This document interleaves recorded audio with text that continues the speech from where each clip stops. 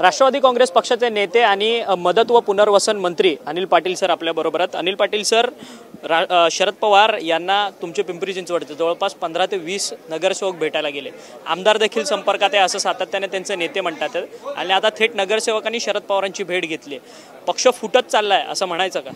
नाही, पक्ष फुटत चाललाय का वाढत चाललेला आहे? आता ते कशा करता भेटले, काय भेटले याच्याविषयी मला काही कल्पना नाही।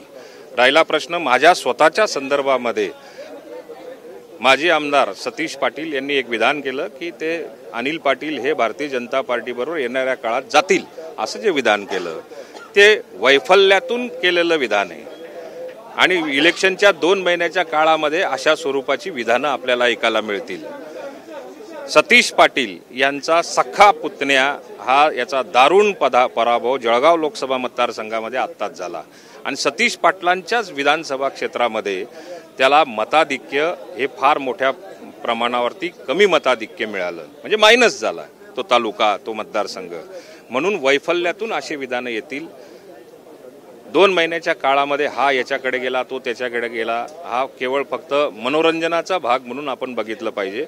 आम्ही राष्ट्रवादी काँग्रेस पक्षाचे माननीय अजितदादा यांनी एक विकासाचा दृष्टिकोन ठेवून भारतीय जनता पार्टी आणि शिवसेनेबरोबर महायुतीमध्ये आमचा समावेश करून घेतलेला आहे। त्या ठिकाणी आमच्या प्रत्येक आमदाराचा मतदारसंघामध्ये झालेला विकास, करून घेतलेला विकास आणि जनतेपर्यंत आमच्या आमदारांनी यशस्वी पोहोचवलेला विकास हा सर्वात महत्त्वाचा आहे। विकासाच्या राजनीतीवरती आम्ही अजितदादांबरोबर आहोत, त्याच्यामुळे आमचा एकही आमदार किंवा पदाधिकारी कुठल्याच पवारसाहेब जाऊन द्या, कोणताही दुसरी राष्ट्रवादी जाऊन द्या किंवा कुठल्याही पक्षाचा विचार करण्याचा संबंधच येत नाही। रोहित पवार म्हणतात की शिवाजीराव गर्जे यांना जर विधान परिषदाची उमेदवारी जर भेटत असेल तर त्यांना बक्षीस मिळालंय, त्यांनी आमच्या पक्षातील काही कागदपत्र होती ती चोरली, त्यामुळे त्यांना त्या बदल्यात बक्षीस म्हणून अजितदादांनी त्यांना हे दिलं असेल। अर्थात विधान परिषदेची उमेदवारी कोणाला मिळणार हे मला माहिती नाहीये। हा सर्वश्रेय अधिकार जो असतो कोणाला द्यायची नाही द्यायची कोर कमिटी समोर चर्चा झाल्यानंतर अंतिम घोषणा जी असेल ती आमचे प्रदेश अध्यक्ष किंवा राष्ट्रीय अध्यक्ष दोघांपैकी कोणी ना कोणी एक जण करेल। राहिला प्रश्न कोणाला मिळणार आहे याची मला कल्पना नाही, परंतु इतका समजा जर का आपण 2 महिन्यापासून सातत्याने रोहित पवार बोलत होते की आमच्याबरोबर 17 आमदार आहेत, आमच्याबरोबर 18 आमदार आहेत, येणाऱ्या काळामध्ये ते आमच्या संपर्कात आहेत। आजच 2 विधानसभेच्या जागा आपल्या समोर येत आहेत। 11 तारखेपर्यंत दूध का दूध पाणी का पाणी आपण सगळेजण बघणार आहेत आणि समजा जर का त्यांच्या संपर्कात असते तर कदाचित हे बोलण्याची वेळ त्यांच्यावर आलीच नसती। म्हणून रोहित पवारांना या म्हणण्याचा काही एक अर्थ नाही, त्यांच्यावर विश्वास महाराष्ट्रातली जनता ठेवणार नाही आणि ठेवायलाही नको अशा स्वरूपाचं त्यांची वाक्यरचना असते। महाविकास आघाडी या सगळ्या विधान परिषदेच्या निवडणुकीमध्ये 3रा उमेदवार उतरवण्याची त्यांची हालचाल सुरू आहे। खरं तर ही निवडणूक बिनविरोध व्हावी याकरता सत्ताधारी पक्ष विरोधकांना काही जाऊन बोलणार आहे का, त्यांच्याशी बातचीत वगैरे करणार? आणि या बाबतीमध्ये तिन्ही पक्षाच्या नेत्यांच्या मिळून तो निर्णय असतो, याच्यात मी काही जास्त बोलणार नाही।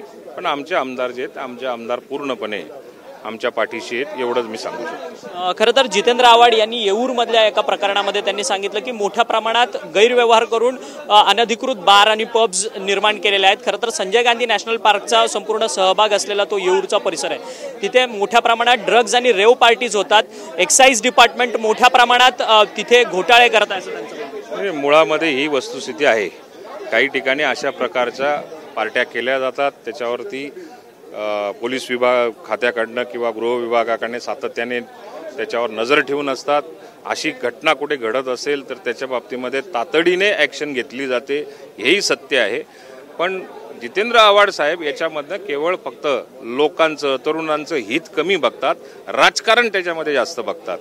तरुणांना या गोष्टीपासून आपण कुठेतरी लांब ठेवलं पाहिजे, हा हेतू त्याच्यामध्ये दिसत नाही। परंतु पुण्यामध्ये पुण्याचे पालकमंत्री अजितदादा आहेत, तर त्यांच्या इथे जर रेव पार्टीज झाली तर ते मोठ्या प्रमाणात त्याच्या बातम्या बनतात। परंतु ठाण्यामध्ये आपण पाहिलं की जितेंद्र आव्हाड म्हणतात मुख्यमंत्र्यांच्या या संपूर्ण जिल्ह्यामध्ये मोठ्या प्रमाणात अनधिकृत बार आणि पब्स आहेत आणि तिथे अशा मोठ्या प्रमाणात रेव पार्टीज होतात। नाही, ते पुणे असो, मुंबई असो किंवा महाराष्ट्रातल्या कानाकोपऱ्यातलं कुठलंही शहर असो, अशा प्रकारच्या पार्टीज जर का लक्षात येत असेल तर शासन त्याची गय करणार नाही, त्याच्यावरती ॲक्शनच होईल।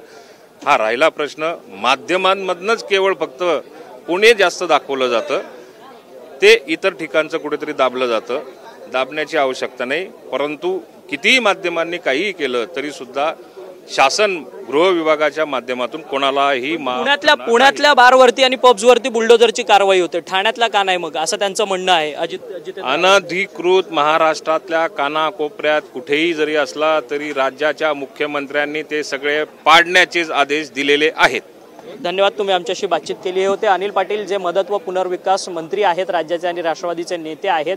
सातत्याने रोहित पवार आणि अनेक राष्ट्रवादी शरदचंद्र पक्षाचे पवार यांचे नेते म्हणतात आहेत की अजितदादांचे आमदार आमच्या संपर्कात आहेत. मग इतके महिने झाले तरी अजित पवारांचे आमदार त्यांच्या संपर्कात आहेत, तर ते येत का नाही असा सवाल जो आहे तो मदत व पुनर्विकास मंत्री अनिल पाटील हे आपल्याशी बोलताना त्यांनी सांगितलं. व्हिडिओ जर्नलिस्ट अमित शिगवण, अक्षय मंगणे, TV9 मराठी, मुंबई.